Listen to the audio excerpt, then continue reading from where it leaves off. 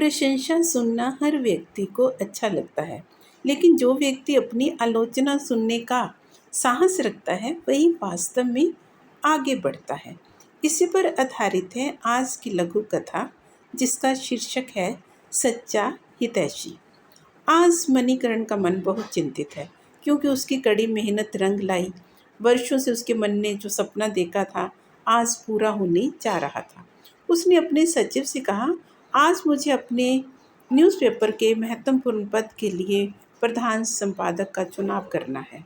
वर्तमान समय में देश को समृद्ध बनाने में व्यावसायिक, टीचर्स, डॉक्टर्स सभी का योगदान अहम भूमिका निभाता है, लेकिन उसके साथ ही न्यूज़पेपर का भी और उसके संपादक का भी अहम भूमिका होती है।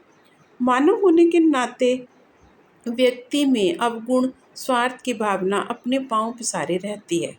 इस पोस्ट के लिए मुझे ऐसे व्यक्ति की ज़रूरत है जो मेरी भी कटु आलोचना करने में हिचकिचाए नहीं। ऐसा व्यक्ति अपनी स्वार्थ पूर्ति के लिए किसी के आगे भी घुटने नहीं टेकेगा। सचिव मणिकरण की बात सुनकर हैरान रह गया, लेकिन दबे शब्दों में बोला, सर ऐसा क्यों?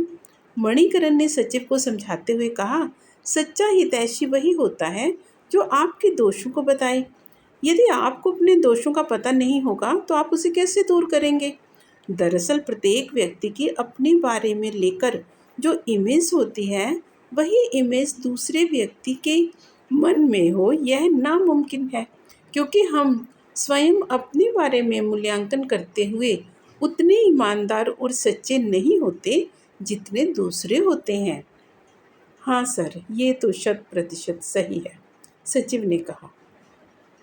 और भी लोगों द्वारा जो आलोचना की जाती है उसमें कुछ न कुछ सच्चाई का अंश रहता है।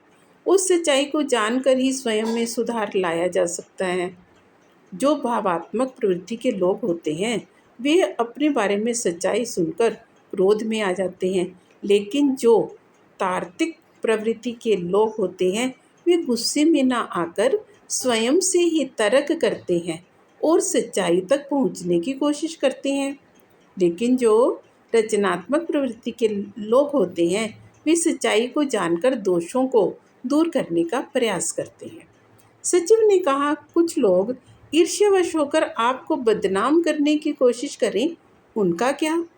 मणिकरण ने कहा, उन लोगों पर ध्यान देकर अपनी ऊर्जा नष्ट नहीं करनी चाहिए, बल्कि अनसुना करके दुगने उत्साह के साथ अपना कार्य करना चाहिए। लेकिन सर, आपके सामने ही आपकी कटु आलोचना करने की हिम्मत किसकी होगी?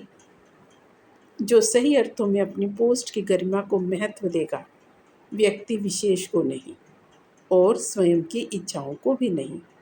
चलो सर, ढूंढता हूँ मैं उस व्यक्ति को जिसने सबसे अधिक आपकी आलोचना की होगी, सचिव ने कहा। सचिव की बात सुनकर मणिकरण मुस्कुराने लगा, क्योंकि वह जानता था कि समाचार पत्र की सबसे बड़ी ताकत चापलूसी करना नहीं होती, बल्कि निर्भीकता से अपनी बात कहना होती है। तो कैसी लगी आपको ये लघु कथा, बताइए। यदि अच्छी लगी तो कमेंट्स, शेयर और लाइक ज़रूर कीजिए, सब्सक्राइब भी कीजिए। नमस्कार।